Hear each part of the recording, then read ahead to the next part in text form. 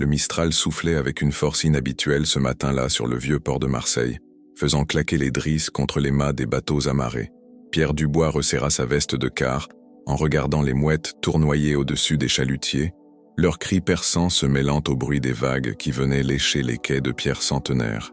À 52 ans, il avait le visage buriné par des décennies passées en mer, ses cheveux poivre et sel décoiffés par le vent, et cette expression lointaine qu'ont les hommes qui portent en eux un poids invisible. « Pierre, tu rêves encore ?»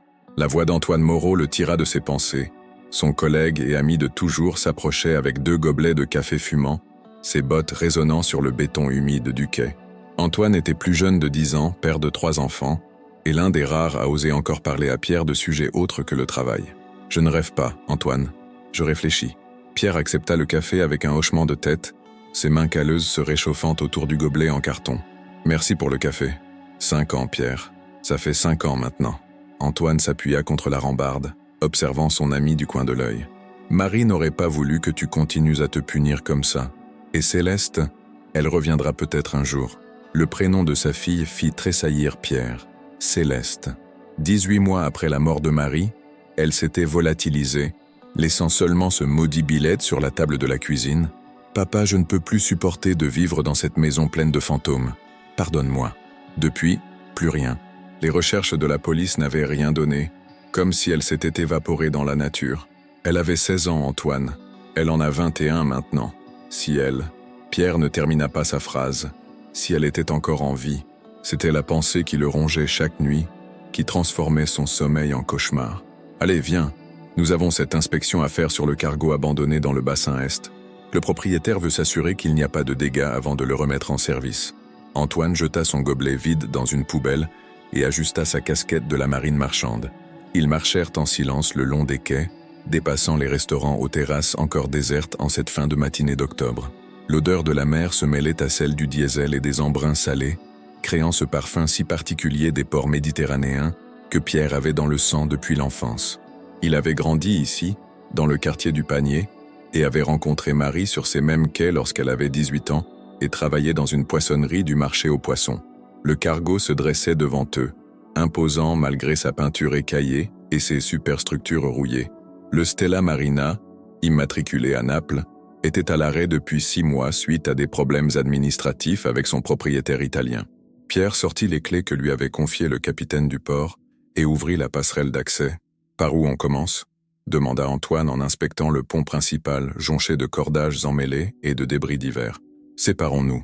Toi, tu prends les superstructures et la timonerie. Moi, je descends inspecter les cales. » Pierre alluma sa lampe torche et se dirigea vers l'écoutille principale. L'intérieur du navire sentait le moisi et l'humidité. Ses pas résonnaient dans les coursives métalliques tandis qu'il descendait vers les cales de stockage. Sa lampe éclairait les parois rouillées, révélant çà et là des taches d'humidité et quelques détritus abandonnés par l'équipage. Dans la première cale, rien d'anormal. La deuxième était également vide, à l'exception de quelques palettes cassées. C'est en pénétrant dans la troisième cale, la plus profonde, que Pierre entendit le bruit, un froissement léger, comme du papier qu'on froisse. Il s'immobilisa tendant l'oreille. Le bruit se répéta. Il n'était pas seul. « Il y a quelqu'un ?» Sa voix résonna dans l'espace confiné. Silence. Puis, très faiblement, il perçut une respiration rapide, effrayée. Pierre avança prudemment, balayant l'espace avec sa lampe. Dans un recoin, derrière une pile de bâches abandonnées, il aperçut une forme recroquevillée. Une jeune fille, ou plutôt une jeune femme, aux cheveux châtains emmêlés, vêtue d'un jean déchiré et d'un pull trop grand pour elle. Elle tremblait, ses bras serrant ses genoux contre sa poitrine. « N'ayez pas peur, » dit-il doucement en s'agenouillant à distance respectueuse. « Je ne vous veux aucun mal. Je suis Pierre Dubois, inspecteur maritime. » La jeune fille leva lentement la tête et Pierre sentit son cœur s'arrêter. Ses yeux verts, exactement comme ceux de Marie. Elle devait avoir une 20aine d'années, était très maigre, et son regard exprimait une terreur animale mêlée à une méfiance absolue. « Comment êtes-vous arrivé ici ?» demanda-t-il, s'efforçant de garder un ton calme et rassurant. Elle ne répondit pas, se contentant de le fixer avec ses yeux qui lui rappelaient tellement sa défunte épouse. Pierre remarqua alors d'autres détails troublants. La façon dont elle tenait ses mains, une petite cicatrice sur le poignet gauche, la forme de son visage. « Vous avez faim ?»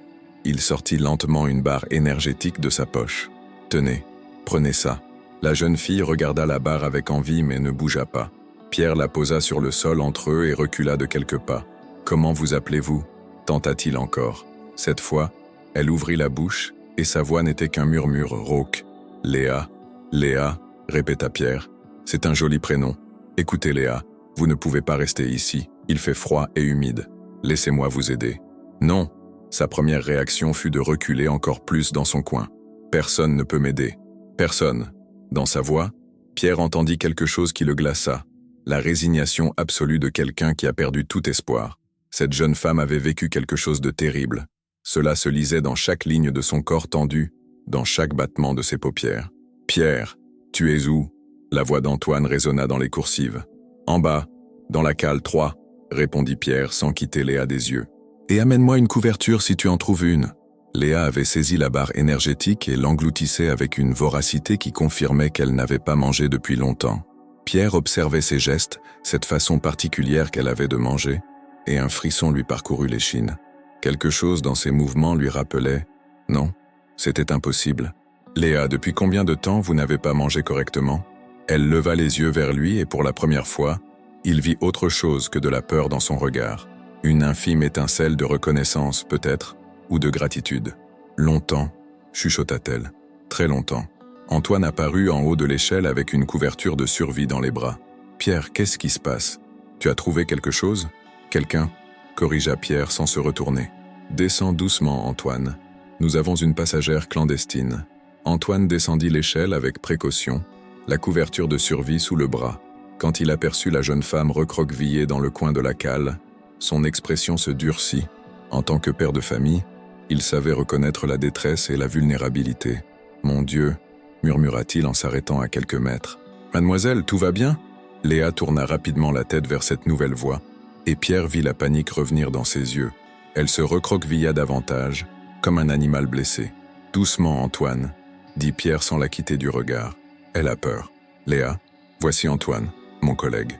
Il est père de 3 enfants et c'est quelqu'un de bien. » Antoine comprit immédiatement la situation et s'accroupit lentement, posant la couverture à côté de la barre énergétique que Pierre avait déjà donnée. « Bonjour Léa, je suis Antoine Moreau. » Sa voix était douce, paternelle. « Vous devez avoir froid ici.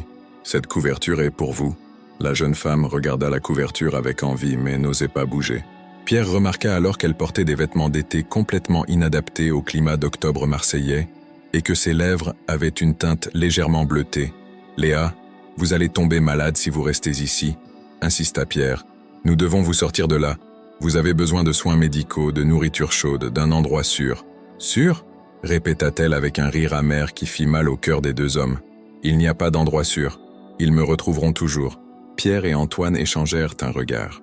Cette phrase confirmait leurs soupçons. Cette jeune femme fuyait quelque chose ou quelqu'un de dangereux. « Qui vous recherche, Léa ?» demanda Pierre avec la plus grande douceur possible. Elle secoua la tête vigoureusement, ses cheveux emmêlés cachant partiellement son visage. « Je ne peux pas en parler. Vous ne comprendriez pas. » Antoine se rapprocha imperceptiblement et déplia la couverture. « Écoutez, nous ne pouvons pas vous forcer à nous faire confiance, mais nous ne pouvons pas non plus vous laisser ici. Le propriétaire de ce navire va revenir, et vous serez découverte de toute façon. » Léa leva les yeux vers lui, puis vers Pierre. Dans son regard, la méfiance luttait contre l'épuisement et le désespoir. Finalement, l'épuisement l'emporta. Elle tendit une main tremblante vers la couverture. « Voilà, c'est bien », encouragea Pierre en voyant qu'elle acceptait enfin leur aide. « Maintenant, pouvez-vous vous lever ? Nous allons sortir de cette cale. » Avec beaucoup d'efforts, Léa se redressa. Pierre fut frappé par sa maigreur extrême et par la façon dont elle vacillait sur ses jambes. Instinctivement, il tendit la main pour la soutenir, mais elle recula brusquement. « Pardon », dit-il immédiatement. « Je voulais juste vous aider à garder l'équilibre. »« Ne me touchez pas », chuchota-t-elle. « S'il vous plaît. » Pierre sentit son cœur se serrer. Cette réaction révélait probablement des traumatismes physiques graves. Antoine, qui avait saisi la même chose, prit les devants. « Aucun problème, Léa. Nous resterons à distance. Mais laissez-nous au moins vous accompagner jusqu'à l'extérieur. » Lentement, très lentement, ils remontèrent vers le pont principal. Léa s'arrêtait fréquemment, s'appuyant contre les cloisons métalliques pour reprendre son souffle. Pierre observait chacun de ses gestes, et plus il la regardait, Plus un sentiment étrange grandissait en lui. Cette façon qu'elle avait de se tenir l'épaule droite légèrement surélevée, ce petit tic qu'elle avait de se mordiller la lèvre inférieure quand elle était anxieuse. Une fois sur le pont, la lumière du jour révéla encore mieux l'état de la jeune femme. Ses cheveux châtains, emmêlés et ternes, avaient autrefois été d'une couleur plus claire. Ses vêtements étaient sales et usés, mais Pierre remarqua qu'elle portait un pull qui était manifestement trop grand pour elle. Au poignet gauche, la petite cicatrice qu'il avait entrevue dans la cale était maintenant clairement visible, une marque en forme de croissant, comme celle que pourrait laisser une morsure ou une brûlure. « Léa », dit-il d'une voix qui tremblait légèrement, « cette cicatrice sur votre poignet, comment vous l'êtes-vous faite ?» Elle baissa immédiatement les yeux et tira sur la manche de son pull pour cacher la marque. « Je ne me souviens pas », mentit-elle. Mais Pierre, lui, se souvenait. Il se souvenait parfaitement du jour où sa fille Céleste, âgée de 8 ans, était tombée de son vélo et s'était éraflé le poignet contre le rebord métallique d'une poubelle. La plaie avait mis du temps à cicatriser et avait laissé cette marque caractéristique en forme de croissant. « Antoine, dit-il d'une voix blanche, peux-tu aller chercher la voiture ? Nous devons emmener Léa quelque part où elle sera en sécurité. Bien sûr, je reviens dans 5 minutes. » Antoine s'éloigna rapidement, comprenant que Pierre avait besoin d'un moment seul avec la jeune femme. Restés seuls sur le pont du cargo, Pierre et Léa se regardèrent en silence. Le vent marin faisait voleter les cheveux de la jeune femme, et Pierre put mieux voir son visage.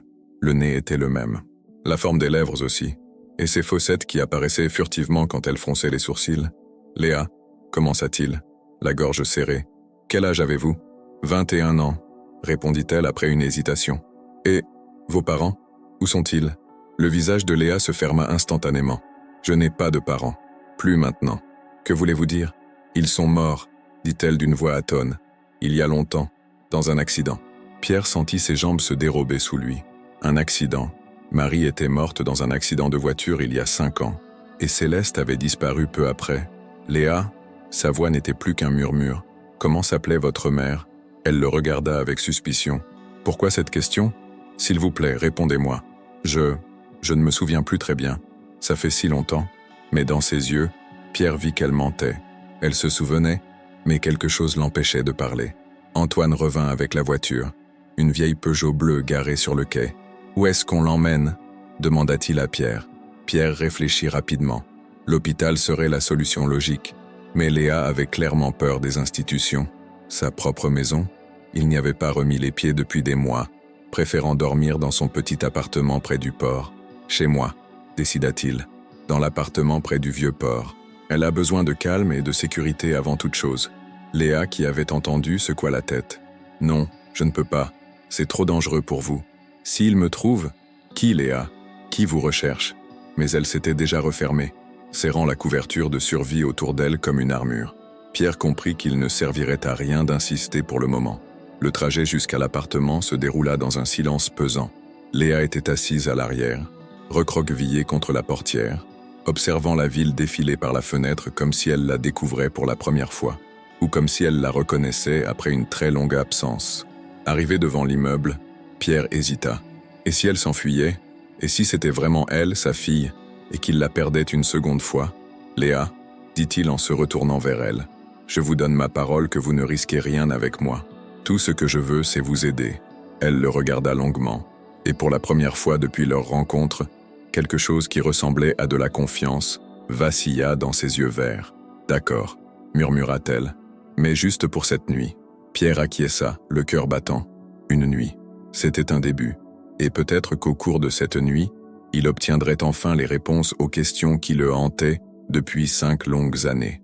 L'appartement de Pierre était spartiate, presque monacal, 2 pièces au 2e étage d'un immeuble des années 1960, avec vue sur le port.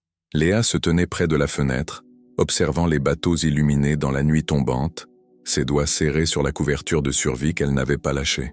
« Vous devez avoir faim », dit Pierre en ouvrant le réfrigérateur. « J'ai de la soupe en conserve, des pâtes, du pain. Juste du pain », murmura-t-elle sans se retourner. « S'il vous plaît. » Pierre sortit une baguette de la veille et la coupa en morceaux qu'il disposa sur une assiette avec du beurre et de la confiture. Quand il s'approcha d'elle pour lui tendre l'assiette, Léa sursauta violemment. « Pardon » dit-il en posant l'assiette sur la table basse. « Je vais m'asseoir là-bas. » Il s'installa dans le fauteuil face au canapé, gardant une distance respectueuse.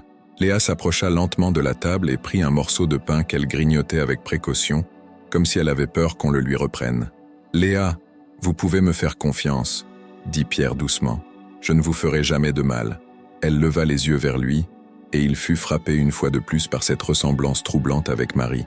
Mais au-delà de cette ressemblance physique, il y avait quelque chose d'autre. Une gestuelle, une façon de pencher la tête quand elle réfléchissait. « Pourquoi vous m'aidez » demanda-t-elle soudain. « Vous ne me connaissez pas, parce que vous avez besoin d'aide, et parce que… » Il hésita. Comment lui dire qu'elle lui rappelait sa fille disparue sans paraître fou ? « Parce que j'ai moi-même perdu quelqu'un. Je sais ce que c'est que d'être seule. » Léa le regarda longuement, puis retourna à son pain. « Vous avez dit que vos parents étaient morts dans un accident, » reprit Pierre avec précaution. « Pouvez-vous me parler de cet accident ?»« Non, » répondit-elle immédiatement. « Je ne veux pas en parler. Et avant l'accident, vous souvenez-vous de votre enfance ?» Cette fois, elle s'arrêta de manger. Ses mains tremblaient légèrement. « Parfois j'ai des images, mais je ne sais pas si c'est réel ou si je l'ai rêvé. Quel genre d'image ?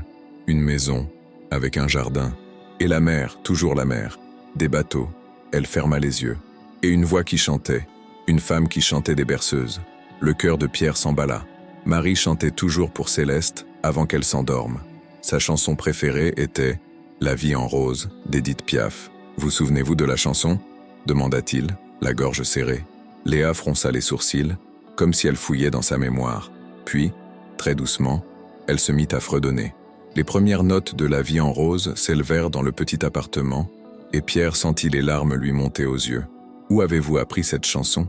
Sa voix tremblait. « Je ne sais pas. » Léa paraissait troublée elle-même. « Elle me vient parfois comme ça, surtout quand j'ai peur. » Pierre se leva lentement et se dirigea vers une petite commode. Il en sortit une photo encadrée qu'il avait toujours évité de regarder ces dernières années. La photo montrait Marie et Céleste sur la plage des Catalans à Marseille. Céleste avait 15 ans. Ses cheveux châtain clair flottaient dans le vent marin, et elle souriait de ce sourire éclatant qui éclairait toute la photo. « Léa, » dit-il en revenant vers elle, « pouvez-vous regarder cette photo ?» Elle prit le cadre avec hésitation. Dès qu'elle vit l'image, son visage se vida de toutes couleurs. Ses mains se mirent à trembler si fort qu'elle faillit lâcher la photo. « Non » chuchota-t-elle. « Non, ce n'est pas possible. Qui voyez-vous sur cette photo ? Je ne sais pas. Cette femme, elle me dit quelque chose. Et cette fille, ses yeux s'agrandirent d'horreur. Cette fille, c'est moi, mais c'est impossible. Je m'appelle Léa, pas Céleste, » termina Pierre dans un souffle. « Tu t'appelles Céleste Dubois. Tu es ma fille. » La photo tomba des mains de la jeune femme et se brisa sur le sol carrelé. Léa se leva d'un bond, reculant vers la fenêtre. « Non, vous mentez. Mes parents sont morts. On me l'a dit. Je ne suis pas cette fille. »« Céleste, écoute-moi. » Pierre s'approcha doucement, les mains tendues. « Ta mère s'appelait Marie. Elle est morte dans un accident de voiture il y a 5 ans. Tu avais 16 ans. Après l'enterrement, tu as disparu. J'ai cru que je t'avais perdu pour toujours. Arrêtez. » Léa se boucha les oreilles. « Arrêtez de dire ces choses. Ils m'ont dit que mes parents étaient morts, que personne ne me rechercherait jamais. Qui t'a dit ça ? Qui étaient ces gens ?» Mais Léa était en pleine crise de panique. Elle respirait rapidement, son regard affolé cherchant une issue. « Je dois partir. Il faut que je parte. Ils vont venir. Ils vont nous tuer tous les deux. Personne ne va nous tuer. Tu es en sécurité maintenant. » Pierre tendit la main vers elle. « Céleste, ma petite fille. »« Je ne suis pas votre fille !» hurla-t-elle. « Céleste est morte. Elle est morte le jour où… » Elle s'effondra sur le sol, secouée de sanglots. Pierre s'agenouilla près d'elle, sans la toucher, mais assez proche pour qu'elle sente sa présence. « Raconte-moi, » dit-il doucement. « Dis-moi ce qui s'est passé le jour où Céleste est morte. » Entre deux sanglots, Léa commença à parler. « J'avais mal, tellement mal après l'enterrement. La maison était vide, froide. Vous, il était toujours en mer et moi j'étais seule avec tous ces souvenirs. Alors je suis parti. J'ai pris le train pour Nice, je voulais juste disparaître. Et ensuite, à la gare de Nice, il y avait cet homme. Il était gentil. Il m'a dit qu'il comprenait ma douleur. Il m'a offert un café. Et après, sa voix se brisa. Je me suis réveillé dans une cave, avec d'autres filles. Ils nous ont dit que nos familles ne nous chercheraient pas, que nous étions mortes pour le monde extérieur. Pierre sentit une rage froide l'envahir. Sa fille avait été enlevée par des trafiquants d'êtres humains. Pendant 5 ans, pendant qu'il la pleurait, elle vivait un cauchemar. Combien de temps es-tu restée prisonnière? 5 ans. Il nous déplaçait tout le temps. Nice, Toulon, Gênes, Naples, parfois en voiture, parfois en bateau. C'est comme ça que j'ai réussi à m'échapper. Il y a 3 jours, on était dans le port de Marseille. J'ai réussi à sortir d'une camionnette et je me suis caché dans le premier bateau que j'ai trouvé. Le Stella Marina. Oui, je ne savais pas où j'étais. Et puis vous êtes arrivé, et quand vous avez dit que vous vous appeliez Dubois, elle leva les yeux vers lui et pour la première fois, il vit la reconnaissance dans son regard. Je me suis souvenu de ce nom, Papa Dubois. C'est comme ça que je vous appelais quand j'étais petite. Pierre ne put retenir ses larmes plus longtemps. Céleste. Ma petite Céleste. Ils m'ont fait oublier, chuchota-t-elle. Ils m'ont donné des médicaments. Ils m'ont dit que j'étais Léa maintenant, que Céleste n'existait plus. Mais parfois, la nuit, je rêvais de cette chanson et de l'odeur de la mer. Tu es revenu, dit Pierre en s'asseyant près d'elle, toujours sans la toucher. Tu es revenu chez toi, mais ils vont me chercher. Ils ne laissent jamais personne s'échapper vraiment. Alors nous irons voir la police, ensemble. Et cette fois, tu ne seras plus jamais seule. Céleste, car c'était bien elle, il n'en doutait plus maintenant, le regarda avec des yeux où la peur luttait contre un espoir fragile. Vous croyez vraiment qu'on peut s'en sortir? J'en suis certain, parce que maintenant nous sommes 2, et je ne te laisserai plus jamais partir. Dehors, les lumières du port scintillaient dans la nuit méditerranéenne, et pour la première fois depuis 5 ans, Pierre Dubois avait l'impression que le cauchemar touchait enfin à sa fin. L'aube se levait sur Marseille, quand Céleste se réveilla en sursaut sur le canapé de Pierre. Elle avait dormi recroquevillée, la couverture de survie toujours serrée autour d'elle, mais pour la première fois depuis des années, ses rêves n'avaient pas été peuplés de cauchemars. Pierre, qui n'avait pas fermé l'œil de la nuit, était assis dans son fauteuil veillant sur elle. « Bonjour », dit-il doucement quand il vit qu'elle était réveillée. « Comment te sens-tu » Céleste s'assit lentement, observant le visage de cet homme qui était son père. Dans la lumière du matin, les ressemblances étaient encore plus évidentes. Les mêmes yeux bleus qu'elle voyait dans le miroir, la même forme de menton, les mêmes mains aux longs doigts. « J'ai peur », avoua-t-elle. « Mais en même temps, je me sens moins seule. » Pierre sourit et c'était le premier vrai sourire qu'il avait eu depuis 5 ans. « Tu n'es plus seule, Céleste. Plus jamais. » Le téléphone sonna, les faisant sursauter tous les deux. Pierre regarda l'écran. « Antoine. »« Pierre, j'espère que tu n'as pas fait de bêtises avec cette fille. Il faut qu'on parle. Antoine, calme-toi. Tout va bien. En fait, il faut que je te dise quelque chose d'incroyable. » « Quoi donc ?» Pierre regarda Céleste qui hocha la tête. « Cette jeune femme, c'est Céleste, ma fille. » Un long silence au bout du fil. « Pierre, tu es sûr de ce que tu dis? Le choc, l'émotion? » « J'en suis absolument certain. Elle a retrouvé la mémoire cette nuit. Antoine, elle a été enlevée il y a 5 ans par des trafiquants d'êtres humains. Elle vient de s'échapper. Mon Dieu, Pierre, vous devez aller voir la police immédiatement. Ces gens sont dangereux. C'est prévu. Nous partons dans 1 heure. » Après avoir raccroché, Pierre prépara un petit déjeuner plus copieux. Céleste mangea lentement, redécouvrant le goût du vrai café, du pain frais, de la confiture de sa mère que Pierre avait précieusement conservée dans le réfrigérateur. « Papa », dit-elle soudain testant le mot sur ses lèvres, « ça me fait bizarre de dire ça. À moi aussi, ça me fait bizarre de l'entendre.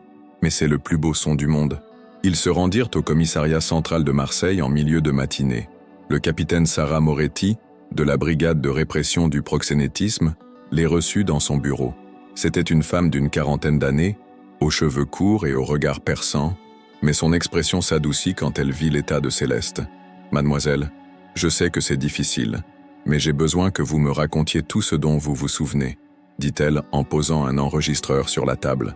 Céleste jeta un regard vers Pierre qui lui prit doucement la main pour la première fois depuis leur retrouvaille.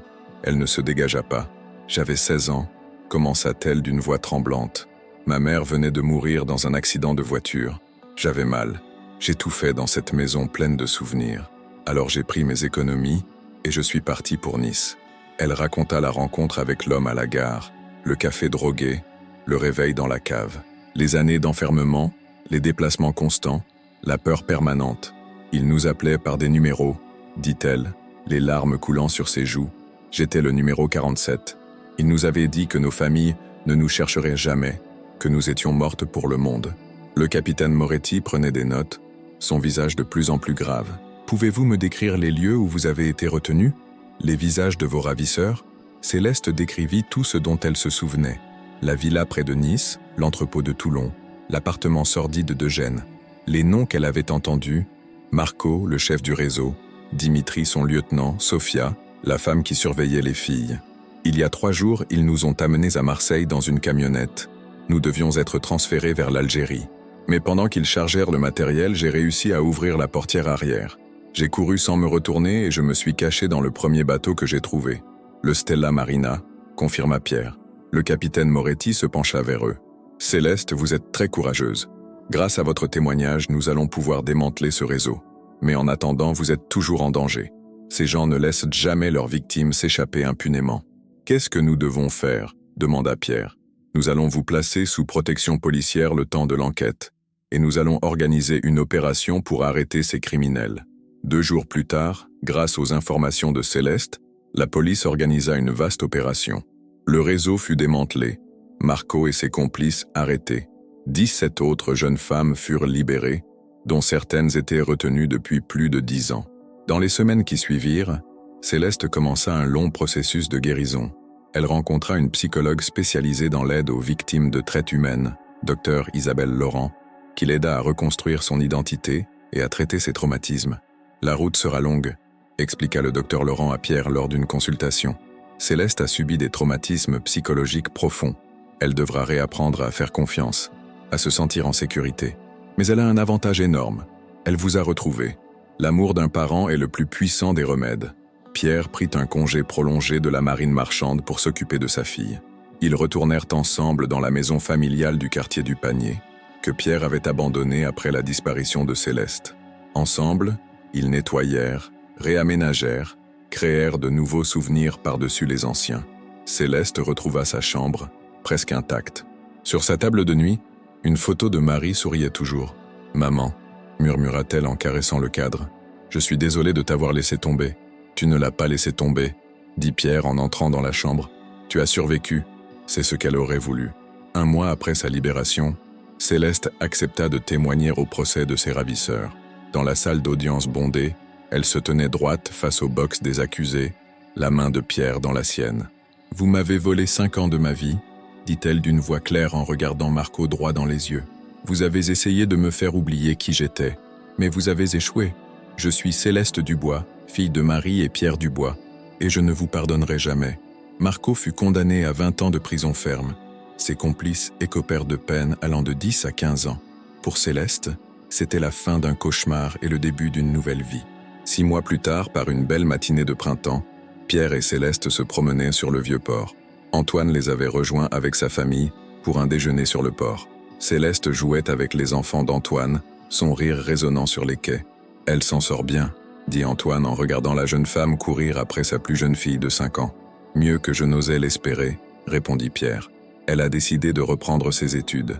Elle veut devenir assistante sociale pour aider d'autres victimes. Et toi, tu vas reprendre la mer. Pierre regarda sa fille qui s'était arrêtée près de l'eau et observait les bateaux avec un sourire paisible. « Pas tout de suite. J'ai 5 ans de rattrapage à faire. Et puis, la mer attendra. Ma fille, elle, a déjà trop attendu. » Céleste se tourna vers eux et leur fit signe de la rejoindre. Dans ses yeux verts, la peur avait fait place à une lumière nouvelle. Elle n'était plus la petite fille de 16 ans qui avait fui la maison familiale, ni la jeune femme brisée qu'il avait trouvée dans la cale du cargo. Elle était devenue quelqu'un de nouveau, forgée par l'épreuve, mais pas détruite par elle. « Papa, viens voir », cria-t-elle. « Les dauphins. Il y a des dauphins dans la rade. » Pierre sourit et courut vers elle. Au large, effectivement, un groupe de dauphins jouait dans les vagues, leurs corps argentés brillant sous le soleil méditerranéen. Céleste prit le bras de son père et appuya sa tête contre son épaule. « Maman aimait les dauphins », murmura-t-elle. « Oui, elle les aimait, et elle t'aime toujours, où qu'elle soit. Tu crois qu'elle sait que nous nous sommes retrouvés ?» Pierre regarda les dauphins qui dansaient dans l'eau bleue, puis le visage radieux de sa fille retrouvée. « J'en suis certain, et je crois qu'elle est fière de la femme courageuse que tu es devenue. » Céleste ferma les yeux et se laissa bercer par le bruit des vagues qui caressaient tous les quais. Quelque part dans sa mémoire, elle entendait encore la voix de sa mère chanter « La vie en rose », mais cette fois, la mélodie ne lui faisait plus mal. Elle était redevenue une berceuse d'amour portée par le vent salé de Marseille, là où les cœurs brisés apprennent à battre de nouveau.